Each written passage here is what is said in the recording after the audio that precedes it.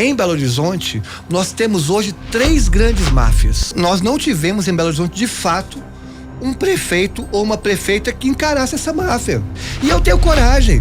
O que o Partido Novo faz, como sempre: perseguir o funcionarismo público. O segundo turno vai ser Duda Salabert versus Bruno Engler. O debate que tem que ser feito, inclusive, é se o Bruno Engler vai conseguir, na verdade, manter esse debate para o segundo turno conosco. Se ele não consegue formar uma frase sem as 5 palavras: banheiro, trans, Bolsonaro, Lula e esquerda. Nós corremos o risco de ter pela primeira vez na história das eleições um candidato preso num debate político, porque transfobia é crime no Brasil e a única coisa que o Bruno Engler sabe fazer é usar discursos que buscam atacar a minha identidade. O líder das pesquisas é Mauro Tramonte, não é exatamente Bruno Engler. A senhora está descartando que ele chegue no segundo turno? Sem dúvida, o Mauro Tramonte, metade dos eleitores dele vota no Bolsonaro e metade vota no Lula. Não tem como fazer uma campanha eleitoral em cima do muro. Ele vai ter que escolher um dos lados.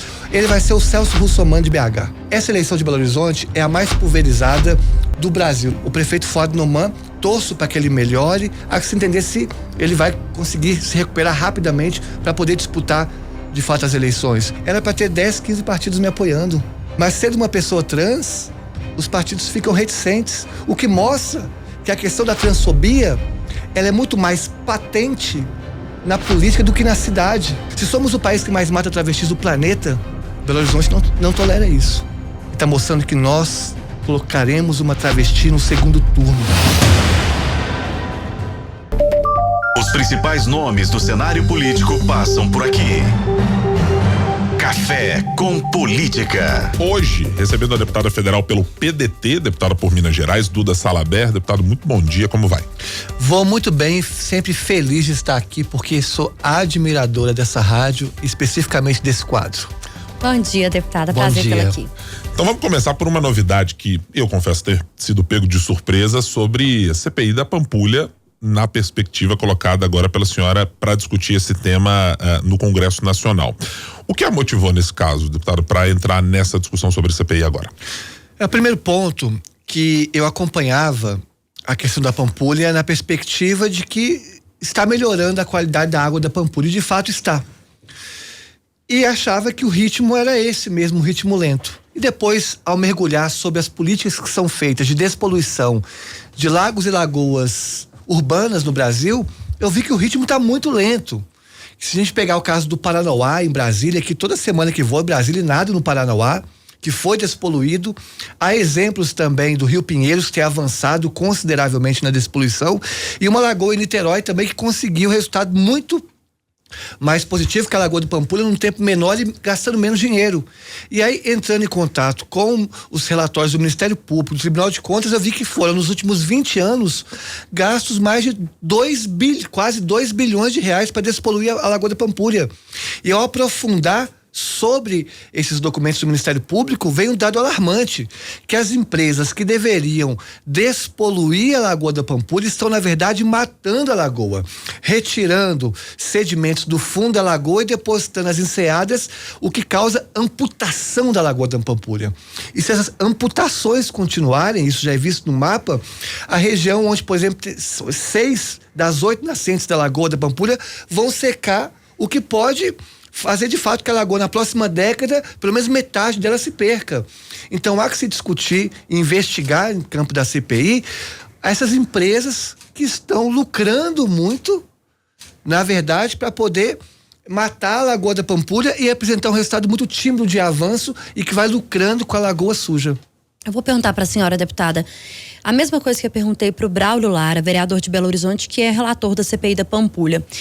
O jornal Tempo descobriu, a FM Tempo descobriu, que a multa para quem nadar, pescar ou navegar na Lagoa da Pampulha é de 5 cruzeiros novos. Uma lei que sequer foi atualizada para a realidade, né? Uma lei de décadas atrás, de 1968.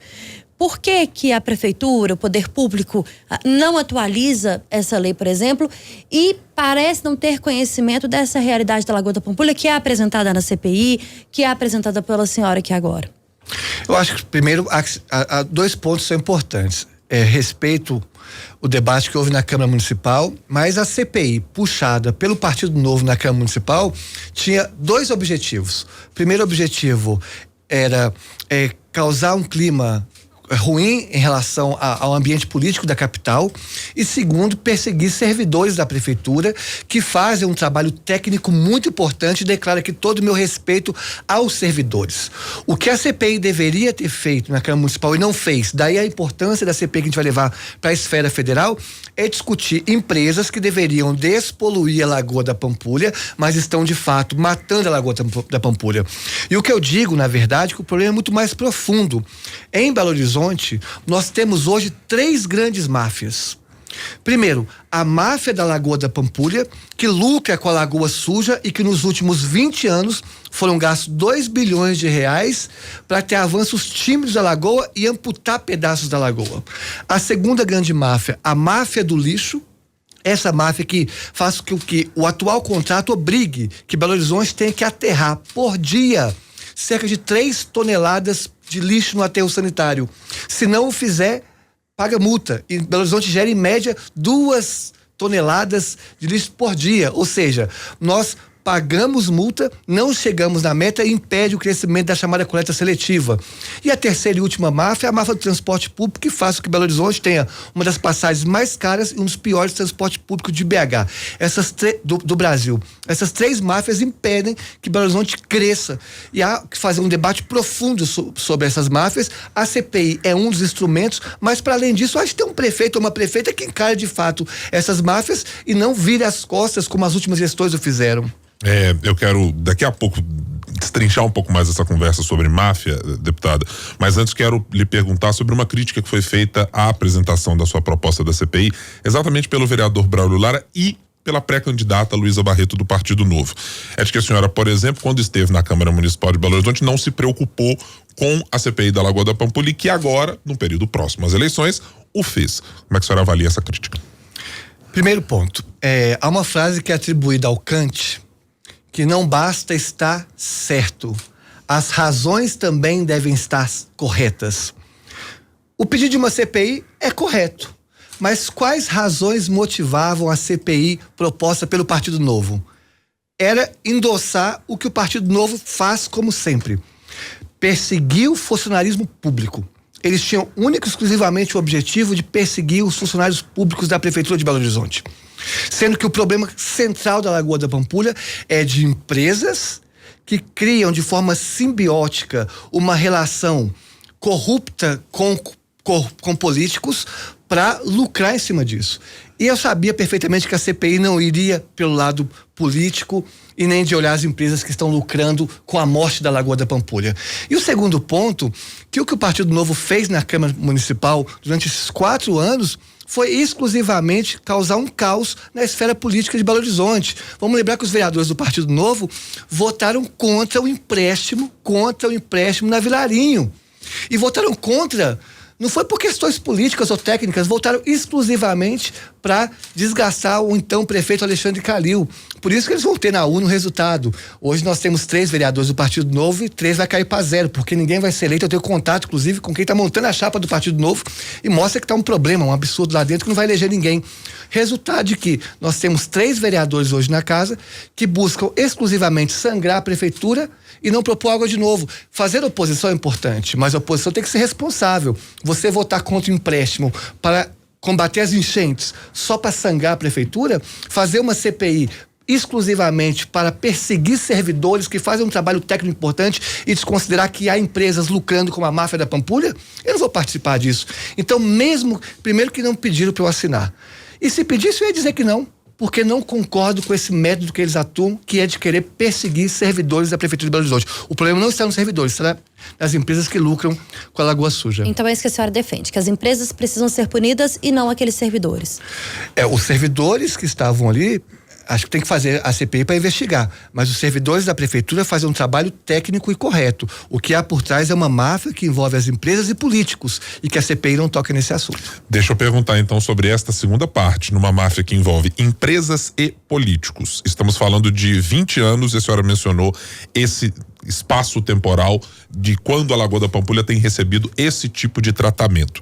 Estamos falando, portanto, de gestões do PSB que tiveram a participação do PT e do PSDB numa coalizão turbulenta, mas uma coalizão. Estamos falando de gestões de Alexandre Calil e do PSD. Todos eles, de alguma maneira, foram coniventes com essa máfia que a senhora está apontando? O problema da Lagoa é um problema estrutural que passa por diversas gestões da prefeitura. Então, nós não tivemos em Belo Horizonte, de fato, um prefeito ou uma prefeita que encarasse essa máfia. Como não tivemos um prefeito ou uma prefeita que encarasse a máfia do transporte público ou a máfia do lixo. São coniventes e reféns dessas máfias. E eu tenho coragem. E não é um discurso eleitoreiro aqui, não. Eu enfrentei a máfia das mineradoras que queriam destruir a Serra do Curral. Eu enfrentei no peito. Fui lá e mostrei, não vai minerar a Serra do Curral. Jornais, políticos recebendo ameaças, todo mundo me ameaçando. Falei, não vai ter mineração na Serra do Curral, e barramos a mineração, porque mostramos que ali a mineração era um processo absurdo que estavam propondo na Serra do Curral. Então o que falta de fato é pensar grande a cidade. E pensar grande a cidade é mostrar que não tem como a cidade crescer tendo essas três máfias como sanguessugas do dinheiro público. Nós estamos tirando dinheiro público para causar crime ambiental, seja na máfia do lixo, aterrando o lixo, ou seja na Pampulha, amputando as enseadas da lagoa. Então, as gestões todas pretéritas não levaram a sério o enfrentamento dessas três máfias, e passa por último a máfia do transporte público. Basta ver que o caos do transporte público não é de uma gestão, é de todas as gestões pretéritas. Deputada, eu queria mudar um pouquinho de assunto com a senhora, porque a gente já está quase aí no fim da nossa entrevista, mas eu queria falar sobre Belo Horizonte, né? É um assunto que a gente não pode deixar de tocar, principalmente porque nos últimos dias e nos últimos meses, aliás, a gente vê uma dúvida em relação ao nome da senhora prefeitura de Belo Horizonte. A senhora conversou com a gente no ano passado, quando tinha talvez uma possibilidade de ser um nome inclusive apoiado pelo PT, depois o próprio PT disse que não, que teria um nome próprio e colocou o nome de Rogério Corrêa. Recentemente, o deputado Mário Eringer disse que nem que ele precisasse ser o vice na sua chapa, mas que você seria sim o nome do PDT à disputa por Belo Horizonte. O nome da senhora está mantido? Como estão essas conversas? Há alguma possibilidade de montar uma chapa com outros nomes que já estão colocados, como o PT, por exemplo? Primeiro, nós estamos em segundo lugar, empate técnico em Belo Horizonte, que mostra isso. Não é a pesquisa de hoje, não é de ontem, são as pesquisas que saíram nos últimos 2 anos. Nos últimos 2 anos, as principais pesquisas mostram o nosso nome em segundo lugar, como sendo o principal nome do campo progressista, tendo chance de ir para o segundo turno e de vencer as eleições.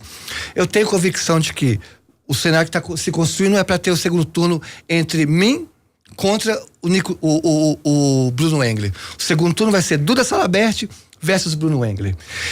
É esse o cenário que está se construindo. E esse cenário construindo, o debate que tem que ser feito, inclusive, é se o Bruno Engler vai conseguir, na verdade, manter esse debate para o segundo turno conosco. Primeiro, porque ele não consegue discutir a cidade de forma qualificada. Como eu disse aqui na entrevista, ele não consegue formar uma frase sem as 5 palavras: banheiro, trans, Bolsonaro, Lula e esquerda. E segundo, também, nós corremos o risco de ter pela primeira vez na história das eleições um candidato preso num debate político, porque transfobia é crime no Brasil, e a única coisa que o Bruno Engler sabe fazer é usar discursos que buscam atacar a minha identidade. Então corre risco ele cometer uma transfobia num debate, ser preso e inclusive interditar a participação dele no segundo turno. Mas estou pré-candidata à prefeitura, serei candidata, irei para o segundo turno e vencerei as eleições. Então deixa eu entender exatamente por essas pesquisas, e vou usar o nosso levantamento Datatempo como balizador. O líder das pesquisas é Mauro Tramonte, não é exatamente Bruno Engler. A senhora está descartando que ele chegue no segundo turno? Sem dúvida, o Mauro Tramonte, metade dos eleitores dele vota no Bolsonaro e metade vota no Lula, porque as pessoas não leem o Mauro Tramonte como político, mas como apresentador. Não tem como fazer uma campanha eleitoral em cima do muro. Ele vai ter que escolher um dos lados. Ao escolher, vai desapontar metade e vai ser desidratado. Ele vai ser o Celso Russomano de BH. Não tem a menor dúvida. Deixa eu lhe perguntar agora sobre um outro ponto na discussão sobre a organização das chamadas esquerdas ou do campo progressista na capital. A senhora tem colocado muito claramente o critério objetivo de avaliação de pesquisas como o definidor importante que guia a sua pretensão de ser a candidata para aglutinar esse campo de esquerda. em algum momento isso vai ter de ser colocado novamente na mesa para discutir com a outra candidatura que está trazendo algumas pessoas do PSOL, da rede, etc. Esse momento ainda vai chegar, ou não haverá alguém abrindo mão do critério colocado pela senhora e do critério colocado por Rogério Correia? Chegou-se a um momento de impasse ou ainda haverá nova rodada de negociação, deputado? Não houve nenhuma rodada de negociação. Houve apenas diálogo para alinhar uma postura de não ataque no primeiro turno e de estarmos juntos no segundo turno. Houve apenas isso. Tenho respeito pela candidatura, pela pré-candidatura do Rogério Correia, é um nome que admiro e tenho um carinho muito grande porque nós construímos lutas pretéritas e nós dois estamos como vice-líderes do governo Lula. Então temos uma relação boa. E para além disso, nós vamos dialogar, temos dialogado com a Indira também, da UP. Eu acho que essa eleição de Belo Horizonte é a mais pulverizada do Brasil. Nós temos, entre as capitais do Brasil, temos 6 nomes que podem ganhar essa eleição. A direita vai vir fragmentada, a esquerda vai vir fragmentada e o centro vai vir fragmentado. Ótimo, quem ganha é a cidade com um debate político qualificado. O fato que nós temos, e as pesquisas mostram isso, é que nós estaremos no segundo turno contra um candidato à direita, possivelmente o Bruno Engler. Deputada, essa indefinição da esquerda para chegar de fato a um nome que consiga disputar a prefeitura de Belo Horizonte com uma força para poder chegar a um segundo turno ou ganhar a eleição, faz com que a direita tenha um pouco mais de força e apareça nas pesquisas um pouco mais bem colocada? Vamos entender 2 pontos. Tem 20 anos que a esquerda de Belo Horizonte não chega ao segundo turno, quase 20 anos, e nunca houve uma unificação do campo da esquerda em Belo Horizonte. Esse é o fato. E a dificuldade da esquerda chegar ao segundo turno não se deve a necessariamente coligações partidárias, mas se nós sofremos com consequências de gestões pretéritas que marcaram a cidade, que a cidade tende a rejeitar algumas gestões anteriores. Agora, o processo de articulação, nós estamos dialogando, entendo que vai definir nos 49 do segundo tempo, porque ainda algumas pré-candidaturas, não sabemos se vão se consolidar como candidaturas. Por exemplo, eu vi que a questão do MDB, há um debate nacional que o Lula está pedindo apoio no Nordeste em troca de descartar a candidatura do MDB em Belo Horizonte, o que deixaria o PSB livre. Outro debate também, que é um debate mais delicado, o prefeito Fuad Noman, torço para que ele melhore, torço para que ele dispute as eleições, o nome dele é um nome importante na política mineira, mas ele está passando por um tratamento sensível que também há que se entender se ele vai conseguir se recuperar rapidamente para poder disputar de fato as eleições. Um outro debate também tem se discutido se o PT vai apoiar ou não o PSD, se vai manter a pré-candidatura do Rogério Correia. Então muita coisa está se discutindo. O fato que nós temos nós somos pré-candidatas, seremos candidatas, estamos em segundo turno, somos o nome da esquerda com menor rejeição e o nome com maior possibilidade de crescimento. A pesquisa Datatempo mostrou um dado importante, que entre as pessoas que votam no Lula, eu e o Tramonte somos as que mais recebemos votos. Então, assim, eu sou também a candidata preferida pelos eleitores do Lula. Então, a cidade está pedindo para a gente disputar essas eleições. E não faz sentido a gente não disputar, estando em segundo lugar com 10 pontos nas pesquisas, ou nas principais pesquisas do Brasil. O presidente estadual do PDT, deputado Maranhão, disse: se preciso for, eu topo ser o vice e tá tudo certo para uma chapa pura. Mas eu imagino que a construção não tenha se encerrado exatamente aí. Quais são os atributos, deputada, que a senhora está considerando com os nomes que vou supor que está conversando para vice, que precisam estar para compor uma chapa com você? Acho que o primeiro, a gente tá dialogando com os partidos, entendendo como os partidos vão se definir, se serão candidatos ou não. O que a gente quer aumentar o arco de alianças, mas entendemos também que há certa dificuldade dos partidos por apoiar uma candidatura trans. Em qualquer lugar do Brasil que tivesse o nome como o meu, com 10 pontos nas pesquisas, em segundo lugar, com chances reais de ir para o segundo turno, em que todas as principais pesquisas nos últimos 2 anos colocam em segundo ou terceiro lugar, era para ter 10, 15 partidos me apoiando. Mas sendo uma pessoa trans, os partidos ficam reticentes, o que mostra que a questão da transfobia, ela é muito mais patente na política do que na cidade, porque a cidade não vê problema algum de ter como a pessoa mais bem votada da história do parlamento municipal uma travesti. A cidade não vê como problema a deputada federal mais votada da história do seu estado ser uma travesti. A cidade não vê como problema a pessoa que está em segundo lugar nas pesquisas ser uma travesti. Mas a política ainda vê, porque a política brasileira é atrasada. Isso foi colocado na mesa em algum momento nessas negociações feitas até agora, deputado? Sim, eu tenho apontado isso. Das estruturas de preconceito que há nos partidos, porque a política brasileira ainda é uma política muito atrasada, que pensa o Brasil de forma pequena, que pensa as candidaturas de forma pequena. Os eleitores estão muito acima das estruturas partidárias, por isso os eleitores não se sentem identificados com os partidos, porque os partidos não representam o que a cidade e o país quer. A cidade e o país não vê problema algum em ter uma pessoa trans em segundo lugar, mas a política vê. Então, inclusive, há uma possibilidade de nós termos disputado as eleições sozinhas, porque nós, pessoas travestis, transexuais, infelizmente, sempre construímos as nossas vitórias sozinhas. Mas sozinhas não.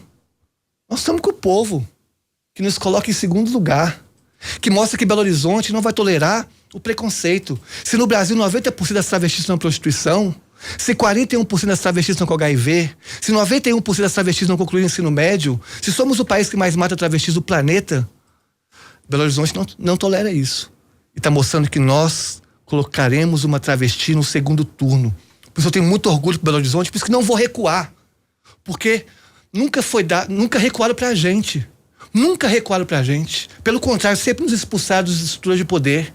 E agora, pela primeira vez na história da América Latina, nós temos a possibilidade de uma pessoa trans estar no segundo turno.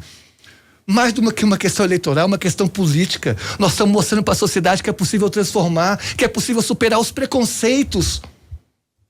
Isso é muito caro. Se a política não leva isso a sério, eu não sei quem vai levar, mas a sociedade leva. Eu vou pular o bate-pronto, Guilherme, porque eu acho que é importante fazer uma última pergunta. Desses partidos que a senhora coloca que é possível ver a transfobia, o preconceito, diante das colocações dessas pesquisas e do aumento de possibilidade no nome da senhora, se algum desses partidos quiser caminhar como vice, por exemplo, a senhora aceitaria? Sem dúvida, a gente tem que... nós sabemos que o preconceito ele está em todos os partidos. Não é exclusividade de um ou de outro. Tem no meu, tem em todos.